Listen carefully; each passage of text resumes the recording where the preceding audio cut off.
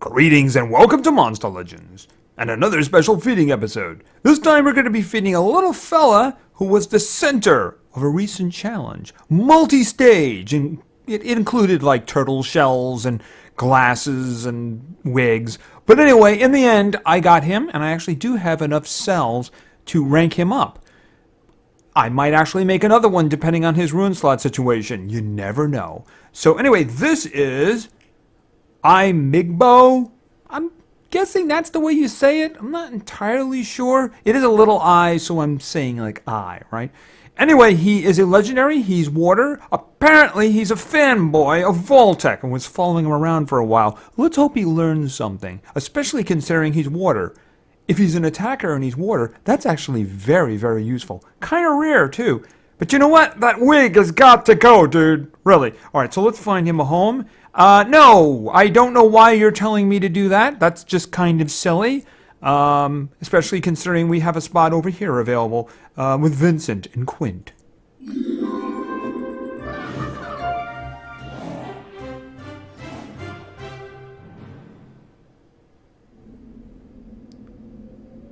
Okay, that looks familiar. Oh, he has a friend. What? Okay, I can't wait to see this guy's skills, because I don't know what just happened there.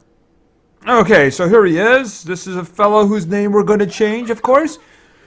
Alright, so anyway, this is iMigbo, and he is he's a legendary. He's water. Is he hard? He's tough. Ooh, he's tough. He has a 35% chance to resist negative status effects. Very, very nice.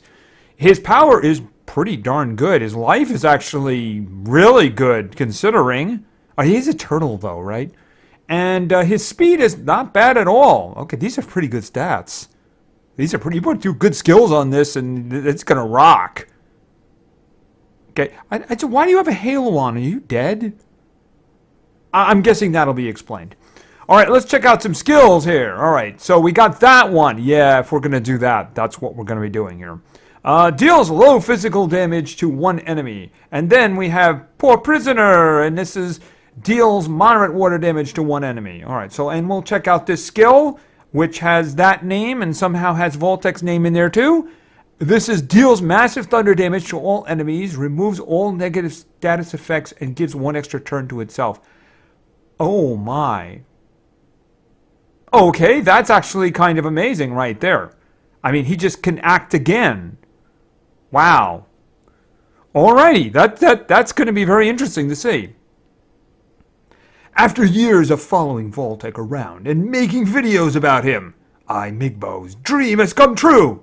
He's become Vault-Tec's sidekick. They don't understand each other very well since Vault-Tec only speaks English and iMigbo only speaks Spanish.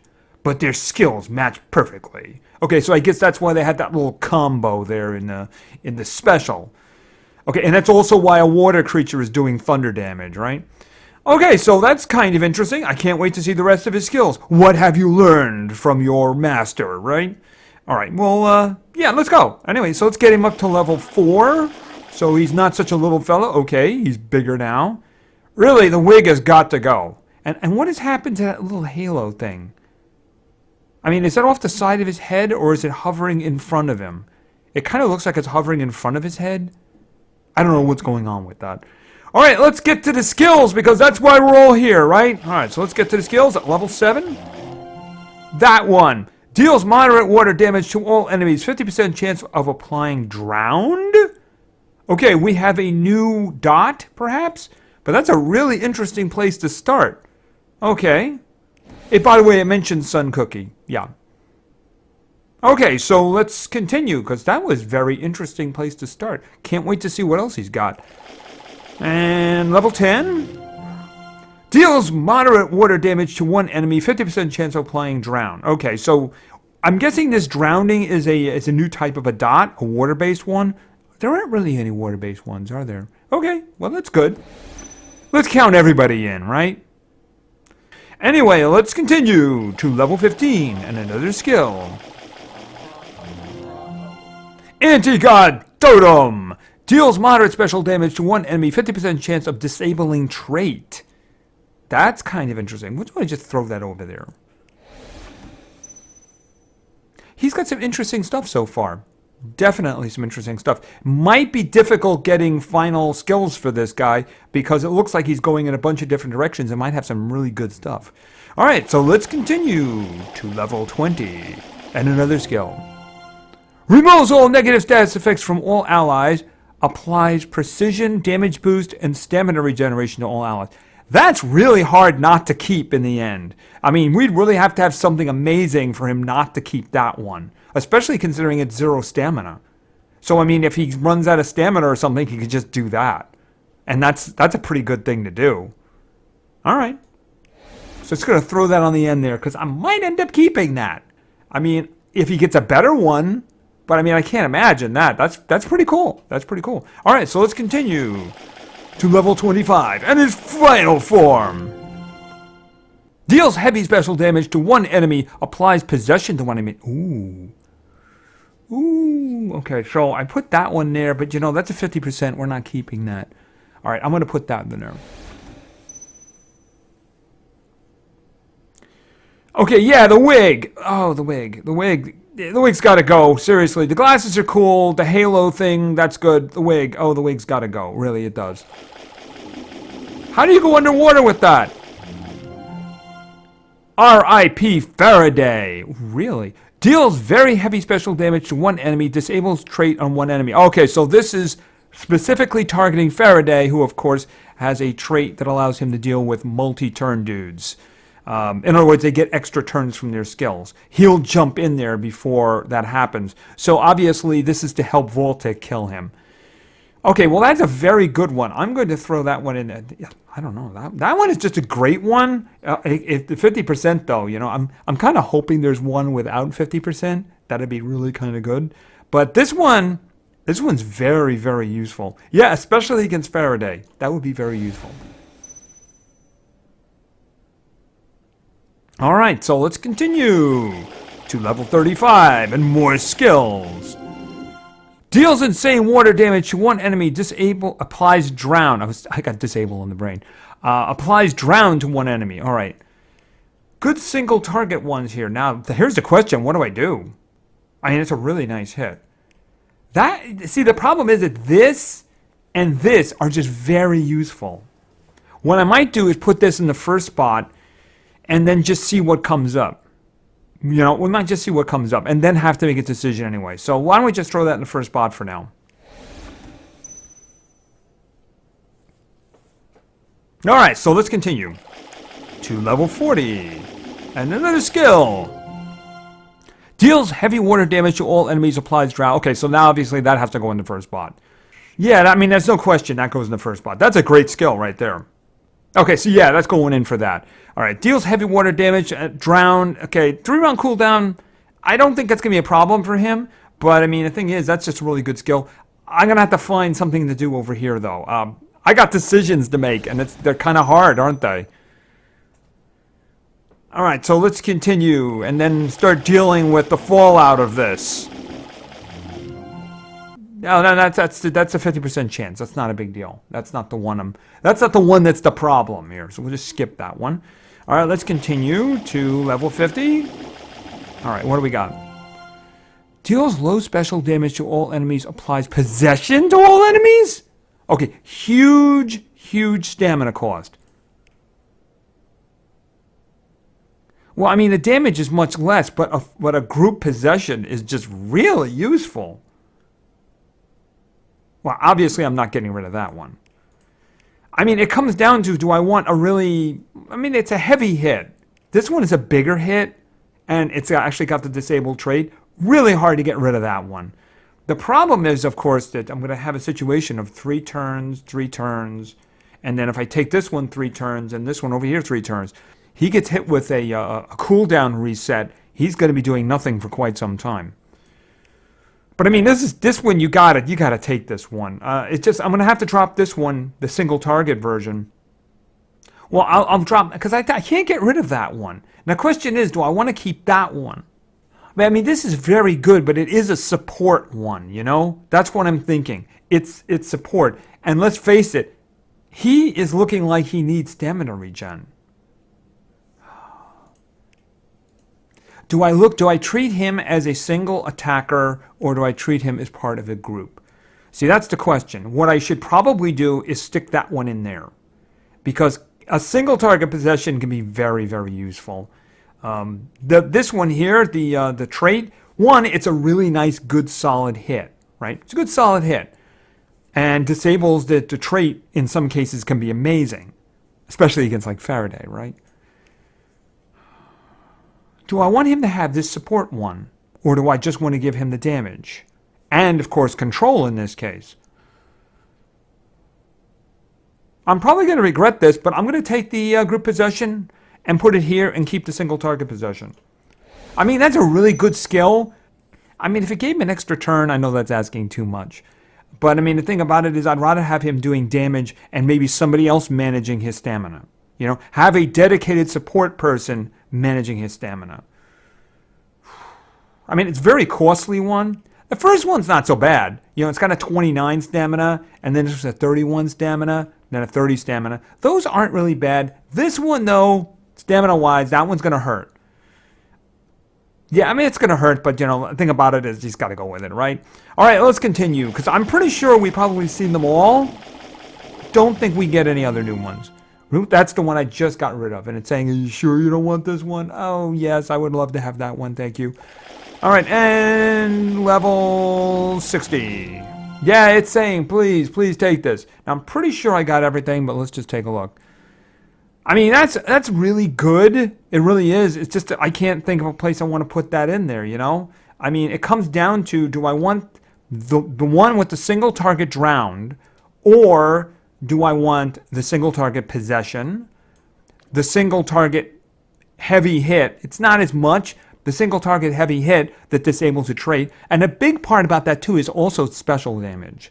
So he's not all just water. He's got the special damage going. And of course there's this one too. So you got a group possession, you got a group heavy damage with drowning, you got a trait disable, and then you got a single target possession. This is a great skill, I just don't have anywhere to put it, you know? It's one of those guys you wish you had a 5th skill slot, you know? All right, let's take a look at the skills here. Okay, pretty good stuff here. Pretty good stuff here. Power is pretty darn good. His life is really good. So he's going to be really hard to kill. Do I want to take advantage of that? I don't know. I don't think so. Because the thing about it is I think he benefits more from all the other runes, I should say. I was thinking in terms of runes. I don't think I would put a life on him to take advantage of that. Because, I mean, he benefits too much from others. You know, he really does. Let's look at his final skills here, and these are the ones that I chose, right? Yeah, we had some options here. We had some options, but I think some of these are no-brainers, and I think this first one is definitely a no-brainer. This is, of course, yeah, I'm going to be skipping the names, by the way. Rather than butcher someone's language, I'm just going to skip the names. Anyway, deals heavy water damage to all enemies, applies drown to all enemies. All right, so this is a heavy water damage attack against the entire other team and applies drown to them. Now, I've never seen drown before. I'm guessing that it's a dot. I don't know if it does anything else, but I'm guessing that it's a dot. So this is basically big damage here. He gets heavy damage, and with his strength, with his power, I should say, it's going to do a lot of damage, especially if you ruin him for that. And then, of course, he's also applying this effect too. Now, do I want this in the first spot, or would I rather have the possession? You know, the thing about it is that even though he does have a possession, I think of him more in terms of like the inheritor. And in other words, he's a damage dealer. So first and foremost, I want him doing damage, right? That's what I want. Doing damage, right? He's kind of damagey supporty that way because he does have a separate other one, right? But I mean, basically his stuff does damage. So let's move on to the next one. All right, so we got this one here. Deals heavy special damage to one enemy, applies possession to one enemy. Now, this is a possession here, but of course it does do heavy special damage. So we're still in that realm of doing damage. It's just got that wonderful extra thing here. So I mean, he does support control stuff. I shouldn't say support. He does control, but he also does damage too. So it's a good combo, right? All right, so let's continue. R.I.P. Faraday. Deals very heavy special damage to one enemy, disables trait. Now this is supporty, but it's also, again, a really serious hit. That's actually, yeah, it's very heavy special damage. This, of course, is going to disable the trait. So in the case of Faraday, who it's specifically named after, he won't be jumping in front of extra turn attacks. I'm guessing so that he has synergy with Vaultec. See, if Vaultec tries to take on a Faraday, that's not going to end well for the Vaultec.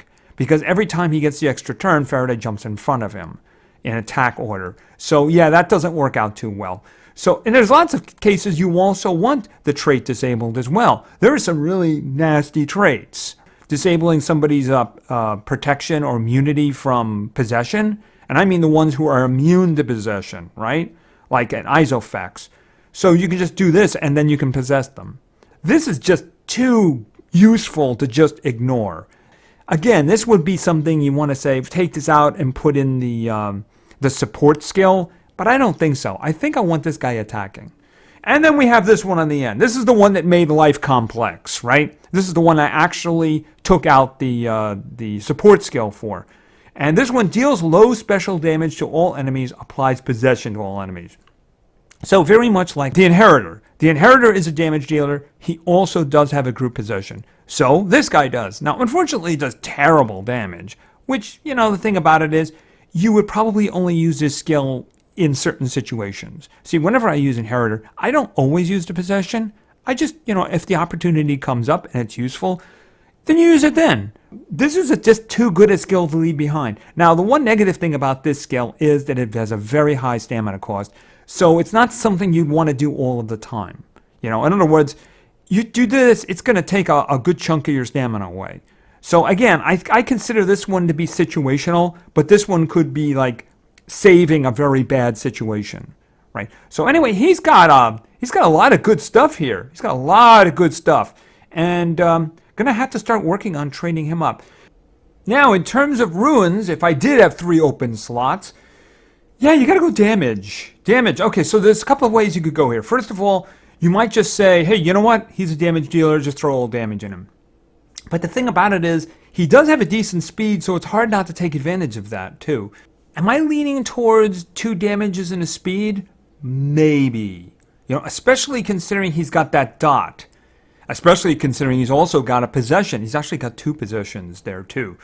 I'm guessing I'm leaning towards 2 damages and a speed. I wouldn't put stamina on him because other than the possession skill, which is kind of like you're not going to use that all the time, his other skills are fine with the stamina. So if he's going to be using that, I guess we're going to have to depend on somebody else feeding him stamina, or he's just going to have to charge. It's going to have to be like that. The good thing about using the possession, if you do it, the other guys are just going to hopefully do bad things to each other. Maybe they'll be dead before there's actually a problem. Maybe they'll freeze or stun each other or something like that. But I mean, like I said, you're not going to lead with the possession in a normal situation because he kind of is a damage dealer.